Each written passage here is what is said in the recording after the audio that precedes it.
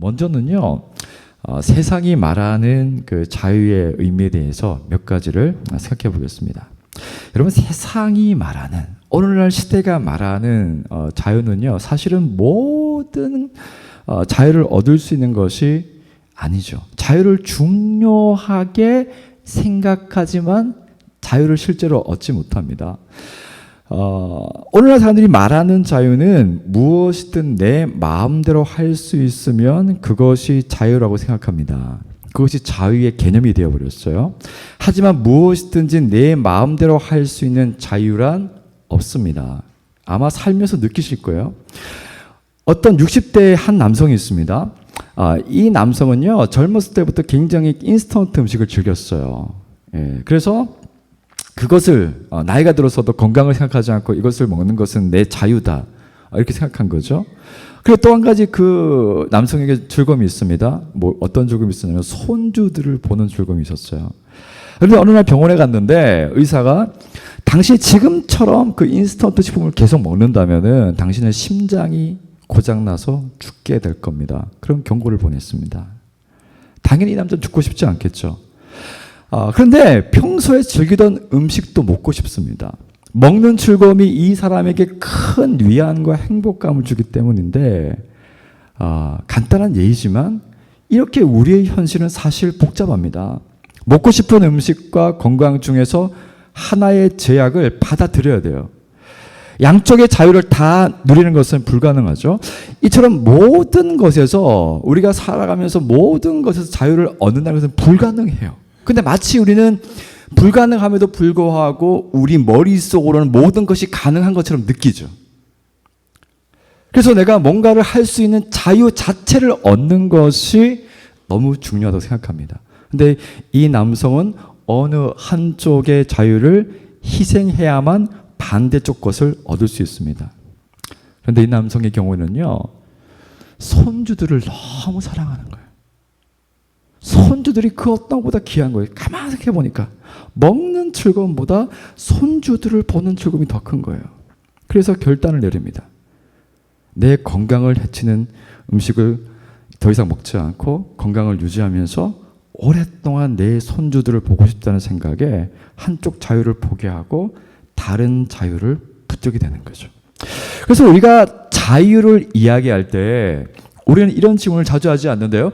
어떻게 해야 완전한 자유를 얻을 수 있을까? 이 질문은 틀린 거예요. 우리는 어떤 자유가 더 중요하며 참된 해방을 가져다 줄까를 질문해야 됩니다. 다시 얘기할까요, 여러분?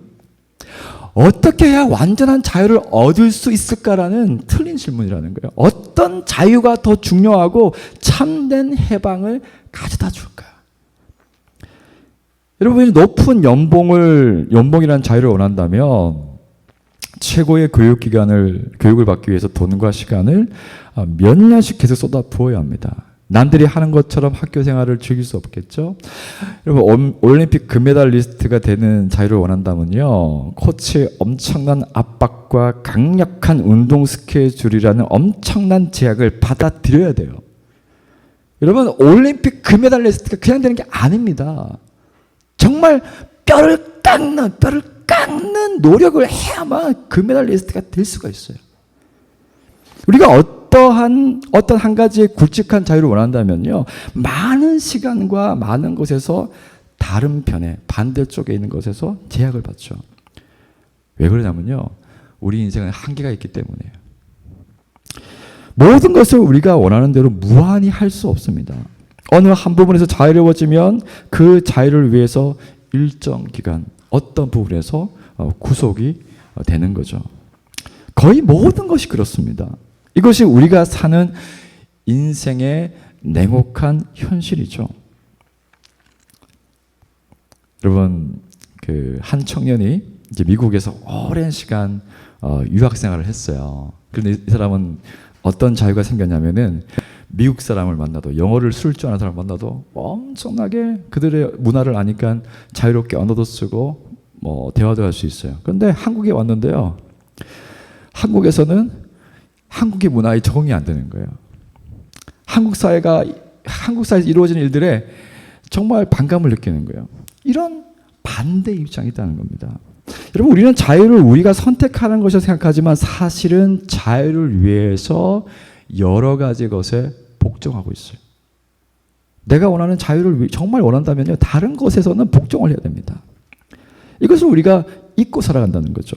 두 번째로 세상이 말하는 자유는요, 역설적이게도 자유가, 개인의 자유가 커질수록 자유를 잃어버리는데 그것을 알지 못한다는 겁니다. 여러분, 사람은 자신이 원하든 원하지 않든 관계를 위해서 존재하고 관계 속에서 살아갑니다. 여러분이 사람들 좋아하지 않아도 상관없어요. 여러분이 다니는 직장을 좋아하지 않아도 상관없어요. 중요한 것은 여러분이 관계 속에 있다는 거예요. 개인의 어떤 감정을 서로가 주고받든 주고받지 않든 상관없어요. 중요한 것은 관계 속에 있어요. 그런데 개인의 자유를 너무 중요하게 생각하면 다른 사람이나 사회에 피해를 주고 자신에게도 비극적인 일이 일어납니다. 개인의 자유가 절대적인 신앙처럼 받아들여지면요, 크고 작은 관계를 헌신적으로 사랑하고 협력하는 것이 무너집니다. 여러분, 미국의 그 19세기의 그 사회 비평가인 그 토크빌이라는 사람이 미국의 민주주의라는 책에서 이런 말을 했습니다. 우리는 개인의 자유를 숭배하지만 그 자유가 암세포로 자라서 가정과 동네와 시민사회의 유대를 해체시켰다. 그 결과로 개인의 자유도 해체됐다. 이렇게 얘기했습니다. 이게 무슨 말이냐면요, 사람들은 공동체의 한 구성원으로 사는 것을 원하지 않고 개인적으로 자유롭고 원하는 대로 살고 싶어 합니다. 이것이 우리의 마음에 다 있죠. 그래서 지역 모임이나 아파트의 자치 모임은 물론이고 심지어 교회와 내 가정의 일에도 관심의 스위치를 꺼버린 사람들이 많습니다. 어떻게 개인의 자유가 강조될수록 크고 작은 민주주의 모임의 힘은 약화될까요? 약화될수록 반대편에 있는 만들어지는 힘이 있는데 그 결과로 정부, 관료주의와 독재라는 힘이 만들어진다는 거예요. 이것은 역사가 증명하고 있죠. 민주주의적인 크고 작은 모임이 사라질 때마다 관료주의와 독재가 힘을 가지게 됩니다. 독재라는 힘이 생기는 거죠.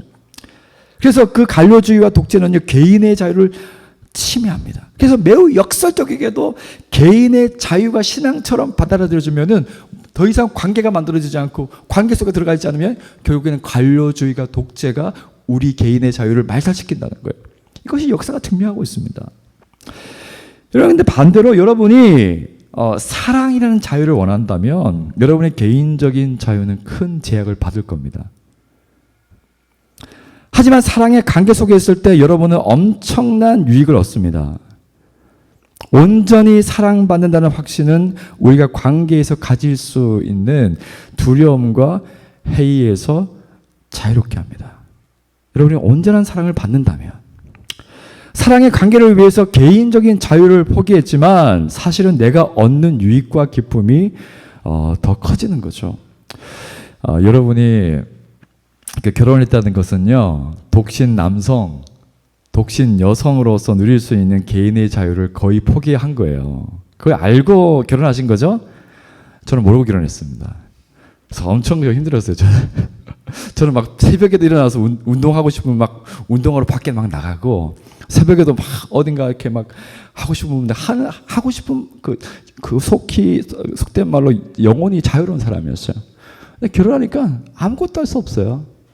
다 허락받아야 되고, 하루에도 몇 번씩 전화 통화를 서로 하죠. 지금 어디야? 뭐 해? 언제 와? 언제 가? 이렇게 묻습니다. 그런데 만약 여러분이 배우자에게 내가 어디에 있든 그게 당신과 무슨 상관이야? 내가 어딜 가든 당신한테 꼭 얘기할 필요가 있는 거야? 여러분이 사랑하는 사람에게 이렇게 얘기했다고 생각해 보십시오. 어떤 대답이 돌아올까요? 우리 헤어져. 왜 사냐 우리가? 왜 살아야 돼? 이런 반응이 오는 거죠. 여러분, 사랑으로 맺어진 관계는 큰 제약이 따라요.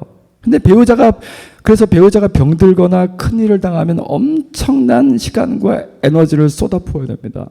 배우자에게 무슨 일이 생기면 여러분이 멀쩡할 수가 없어요. 정말 쇼윈도우 부부가 아니라면 혼자만 멀쩡한 것을 원하지도 않습니다. 그 사람의 인생에 개입돼서 그 사람과 함께 인생을 나누고 싶죠. 여러분, 사랑의 관계로 맺어지는 순간 배우자 양쪽 모두 자신의 개인적인 자유와 독립을 포기하는 거예요. 그런데 그것이 없으면요, 부부관계가 힘들어요. 여러분, 배우자 한쪽이나 양쪽 모두가 내가 먼저다, 내 필요가 당신보다 먼저다고 말하면요, 그 관계는 힘들어집니다. 하지만 배우자 모두가 당신이 먼저다, 내가 당신에게 맞추겠다, 내가 희생해서 당신의 필요를 채워주겠다, 이렇게 늘 말하고 실제로 그렇게 행동하면요, 부부는 아주 풍성한 관계의 기쁨을 누리게 되죠. 이렇게 서로의 독립과 개인적인 자유를 희생하면요, 신기하고 아름다운 진정한 자유와 해방이 삶을 가득 채우게 됩니다. 그래서 개인적인 자유가 많을수록 내가 행복할 거라고 생각하는 것은요, 착각이라는 거예요. 개인적인 자유가 많으면 나는 행복할 것이다. 이건 착각입니다. 이 원수 같은 자식들, 이 원수 같은 남편, 아내, 그래서 내가 많은 자유가 주어지잖아요. 착각이에요. 어떤 자유를 선택하고 어떤 자유를 포기할 것인가를 결정하는 것, 그것이 중요하죠. 여러분, 세 번째로요, 오늘날 이 시대가 말하는 자유는 수단이 아니라 목적이 되었기 때문에 사람들을 더 불행하게 만들고 있습니다. 원래 철학자들이 이야기하는 자유는요, 두 가지의 개념이 있어요. 하나는 긍정적인 자유입니다. 이 긍정적인 자유는 내가 원하는 목표를 이루기 위해서 자유를 수단으로 선택하는 거예요. 그리고 부정적인 자유가 있는데, 이 부정적인 자유는 무엇으로부터의 자유입니다. 부정적 자유는 자유가 어떤 가치를 이루는데 수단이 아니라 자유를 얻는 것 자체가 목적이 되는 게 부정적 자유입니다. 근데 중요한 것은요, 이 시대에 남은 것은 긍정적인 자유는 다 사라져버리고 남은 것이 다 부정적인 자유밖에 없다는 거예요. 과거에 나쁜 짓을 일삼던 삶으로부터 자유를 얻겠다는 것은 긍정적인 자유죠. 올바른 도덕과 삶을 살겠다는 목적을 위해서 자유를 사용했기 때문입니다. 하지만 부정적 자유는요, 올바른 가치를 위한 희생조차도 자유를 제한하는 것이라고 여기면서 희생하기를 거부합니다. 왜냐하면 자유 자체가 목적이기 때문입니다. 그래서 자유 자체는요, 여러분, 최고의 가치나 유일한 가치가 될 수 없어요. 자유를 원하지만 자유 자체가 최고의 가치나 유일한 가치가 될 수 없다는 겁니다. 자유를 선택할 때는 그 자유를 통해서 정말 가치 있는 목적을 얻는 것이 아니면 그 자유는 사람들을 표류하게 만듭니다. 그럼 바다에 떠 있는 망망대해 바다에 부표가 있어요. 어떤 사람이 그 부표를 붙잡고 바다에 둥둥 떠 있어요. 그 사람을 자유롭다고 얘기할 수 있는 사람이 있을까요? 없죠. 그건 자유가 아니죠. 그래서 자유는 그 자체로만은 온전하지 못해요. 근데 하지만 오늘날 이 시대는요, 자유 자체가 수단이 됐기 때문에 사람들이 불행하다는 거예요. 내가 자유가 많으면 행복할 거라 생각하지만 아니라는 겁니다. 여러분, 네 번째로요, 자유의 의미를 알아도 올바른 목적을 향하고 있지 않다면 우리는 여전히 고통받는다는 사실을 알아야 됩니다. 우리는 자유가 목적이 아니고 수단이라는 것을 알았습니다. 그것을 인정해요. 그래서 자유를 수단으로 삼아 어떤 목적을 추구합니다. 하지만 사람들이 추구하는 목적이 하나님을 향하지 않고 하나님이 아닌 다른 것에 목적을 두었다면 우리는 만족도 자유도 얻지 못합니다.